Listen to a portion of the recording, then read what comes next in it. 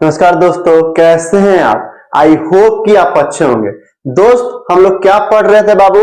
हम लोग हिंदी व्याकरण के अंदर वर्ण विचार के बारे में पढ़ रहे थे, जिसमें हम लोग वर्ण के बारे में देख लिए थे कि वर्ण किसे कहते हैं।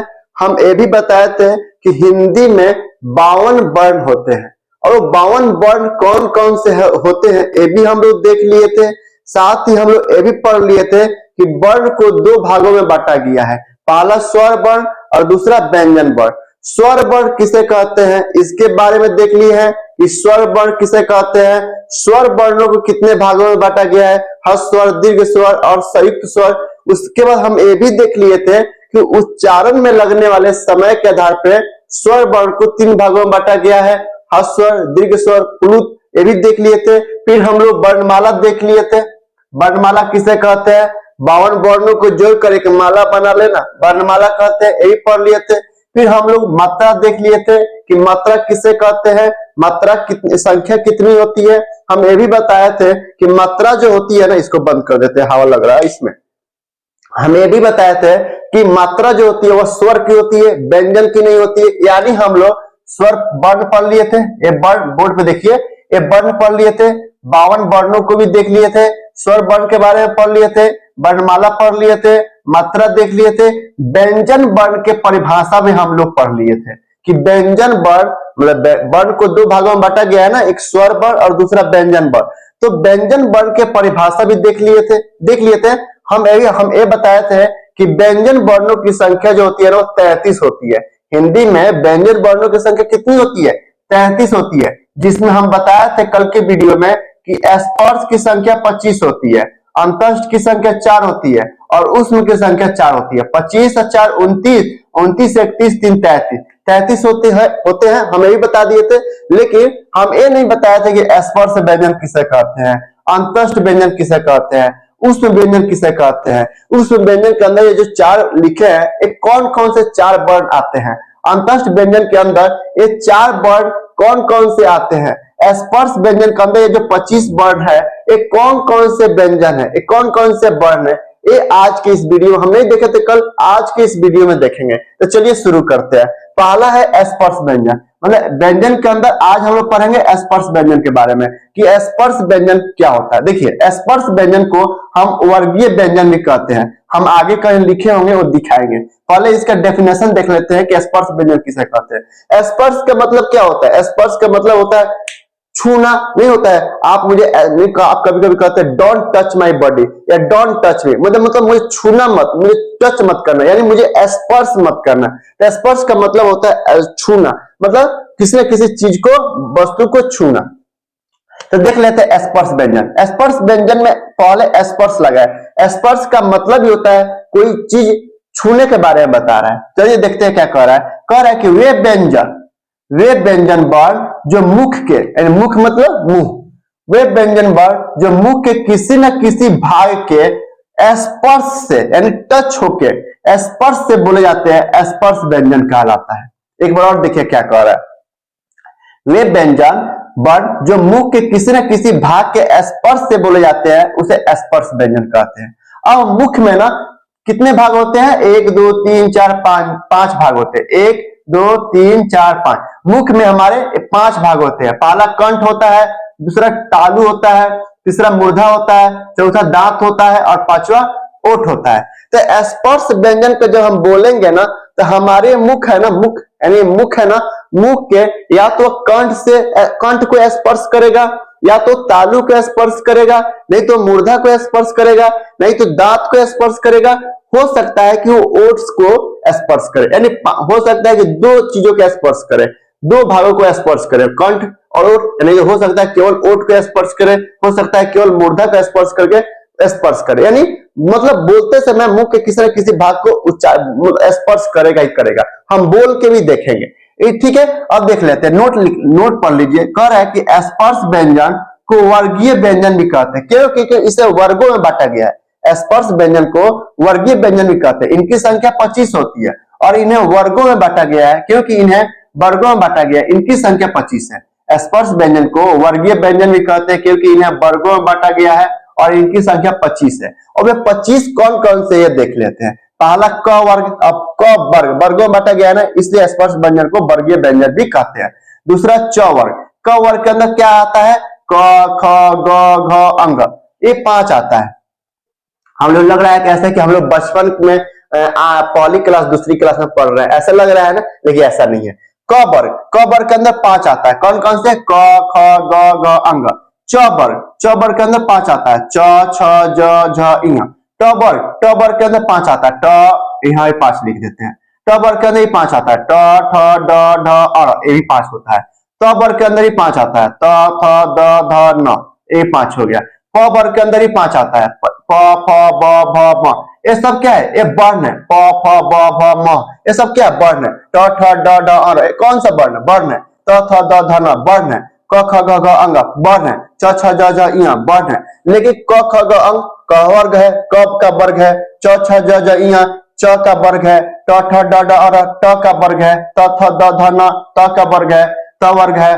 प फ ब भ म प का वर्ग है, तो प वर्ग है। यानी पहला वर्ग ट का ट वर्ग, त वर्ग, यानी त का त लिख के वर्ग लगा दिए, ट लिख के ट वर्ग लगा दिए, प लिख के प वर्ग लगा दिए, क लिख के क वर्ग लगा दिए, च लिख के च वर्ग लगा दिए।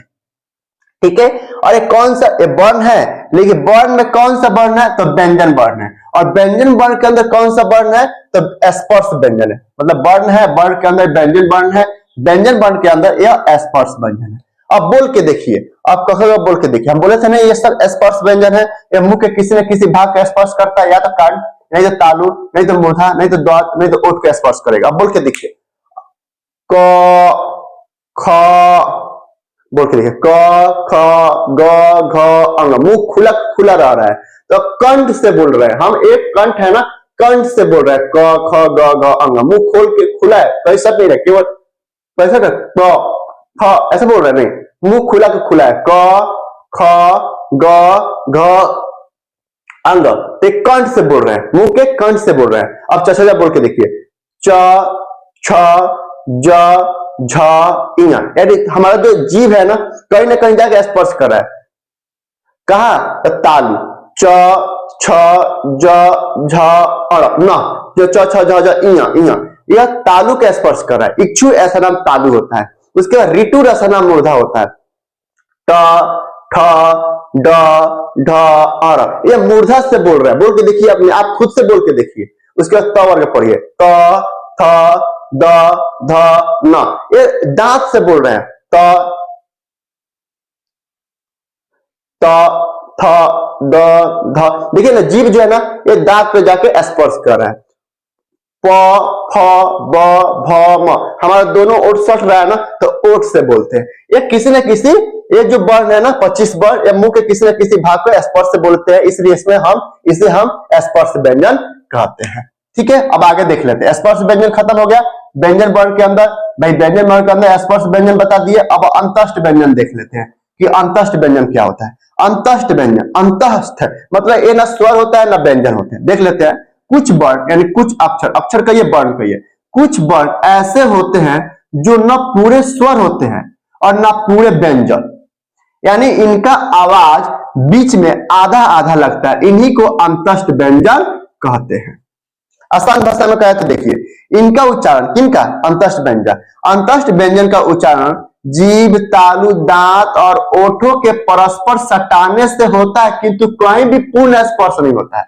अंतस्थ व्यंजन को बोलते समय जीभ, तालु, दांत और ओठों को परस्पर सटाने से होता है, किंतु कहीं भी पूर्ण स्पर्श नहीं होता है।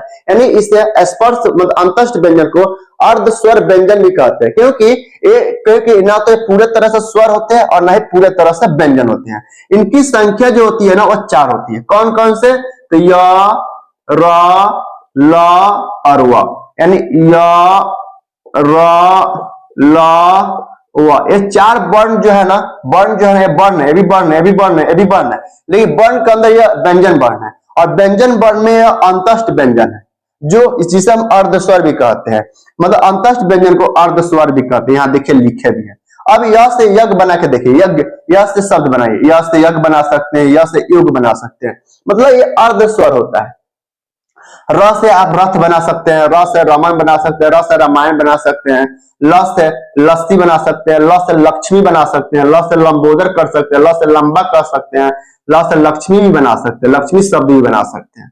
ठीक है, शब्द जो होते हैं वर्णों से ही मिलते हैं ना, वर्णों को ही मिला के बनाते हैं। ठीक है, उसके बाद व से वचन बना सकते हैं, व से वरदान बना सकते हैं। और सब सुनिए, चलिए 2 शब्द मेरे ही दिमाग में आ रहा है और आप कमेंट कीजिएगा, और 2-3 शब्द आप कमेंट कीजिएगा। तो ये कौन सा य र ल व एक कौन सा वर्ण है? तो अंतस्थ वर्ण है। और अंतस्थ वर्ण किस वर्ण के अंदर आता है? तो व्यंजन वर्ण के अंदर आता है। अब चलिए उष्म व्यंजन देख लेते हैं, यानी स्पर्श व्यंजन देख लिए, अंतस्थ व्यंजन देख लिए, अब उष्म व्यंजन देख लेते हैं। उष्म व्यंजन, उष्म का मतलब क्या होता है? उष्म का मतलब ही होता है गर्मी, गरम यानी हीट, घर्षण। उष्म का मतलब क्या होता है? गरम मतलब हीट। उष्म ये बहुत ज्यादा मतलब गर्मी है, तो उष्म का मतलब ही होता है गरम, अंग्रेजी में क्या है? हीट। उष्म का मतलब ही होता है घर्षण। अब उष्म व्यंजन किसे कहते हैं वो देख लेते हैं। जिन व्यंजनों के बोलते समय, जिन व्यंजनों को या व्यंजन वर्ण लिख सकते हैं, जिन वर्णों को व्यंजन लिखे हैं, हम जिन वर्णों भी लिख सकते हैं कि जिन वर्णों को बोलते समय मुंह से गर्म हवा निकलती है, जिन वर्णों को बोलते समय हमारे मुंह से गर्म हवा निकलती है, उन्हें हम उष्म व्यंजन कहते हैं। इनकी संख्या 4 होती है। आप कैसे पहचाने? इनकी संख्या 4 होती है। कौन कौन सा? तलाभ्य स, मूर्धन्य स, दंत स। उष्म व्यंजन ये मतलब वे वर्ड जो मतलब बोलते समय मुंह से हमारे मुंह से गर्म हवा निकलती है, उसे हम उष्म वर्ण कहते हैं। अब इनकी संख्या 4 है, तलाभ्य स, मूर्धन्य स, दंत स। अब ऐसा है कि इसको ट्राई करना है ना, तो अपने हाथ को अपने मुंह के पास ले जाइए, नोट लिखे हैं, अपने हाथ को अपने मुंह के पास ले जाके बोल के देखिए। अपने हाथ लीजिए, ये जो दाहिना हाथ है या बायां हाथ, कोई भी हाथ लीजिए, अपने मुंह के पास ले जाइए, बोल के देखिए। तलाबे स, जैसे गर्म हवा निकल रहा है ना, मूर्धन्य स गर्म हवा निकल रहा है, दंत स गर्म हवा निकल रहा है, हाँ गर्म हवा निकल रहा है ना। अब तो अपने आप ट्राई भी कर सकते हैं। तो उस नंबर क्या होता है? उसको हम मतलब होता है गर्म हुए वर्ण, जो मतलब बोलते समय मुंह से गर्म हवा निकलती है, उसे हम उसमें वर्ण कहते हैं। आप शब्द बना के देख सकते हैं। स से मूर्धन्य, स से दंत, स से ह से आप शब्द बना के देखिए। तलाबी स से आप सुर बना सकते हैं, शक्ति बना सकते हैं, शांति बना सकते हैं। और मुंह के पास ले जाके आप बोल के देखिए। दंत स से षड्यंत्र बना सकते हैं, षष्ठी बना सकते हैं, षटकोण बना सकते हैं। मूर्धन्य स से, दंत स से आप सपना बना सकते हैं, समय बना सकते हैं, सड़क शब्द बना सकते हैं। ह से, ह शब्द है ना, ह वर्ण है ना, जिसका अपना कोई अर्थ नहीं आता है, लेकिन ह से आप शब्द बना सकते हैं। ह से हल्दी, हाथ, हवा, हवन, हमसफर, हरामी सॉरी नहीं बोलना चाहिए, चलिए हरामी भी हो सकता है। हरामी, हर लोग हरामी, कुछ लोग हरामी होते हैं भाई, इसमें शर्माना क्या है? हम लोग हथेली, हंसना, ये सब क्या है? ह यानी तलाबे स, मूर्धन्य स, दंत स, ह। एक क्या है? ये 4 वर्ण जो है यह उष्म वर्ण है। तो आई होप कि व्यंजन वर्ण के अंदर आपको स्पर्श व्यंजन, अंतस्थ व्यंजन और उष्म व्यंजन के बारे में समझ में आया होगा। फिर भी बाबू यदि कहीं दिक्कत हो, कहीं लग रहा हो कि सर यहाँ पे हमको थोड़ा प्रॉब्लम है, एक बार और बताइए, तो आप एक बार कमेंट कीजिएगा, मैं कोशिश करूंगा आपको और इससे ही बढ़िया से समझाने के लिए। लेकिन मुझे जहां तक उम्मीद है आपको समझ में आ गया होगा। बाबू एक चीज और, मेरे चैनल को सब्सक्राइब नहीं किया है ना, तो सब्सक्राइब कर लीजिए, सब्सक्राइब कर लीजिए और वीडियो को लाइक कीजिए और शेयर भी कीजिए। ठीक है, आज के लिए इतना ही रहने देते हैं। चलिए नमस्ते, फिर कल मिलते हैं। ठीक है, चले।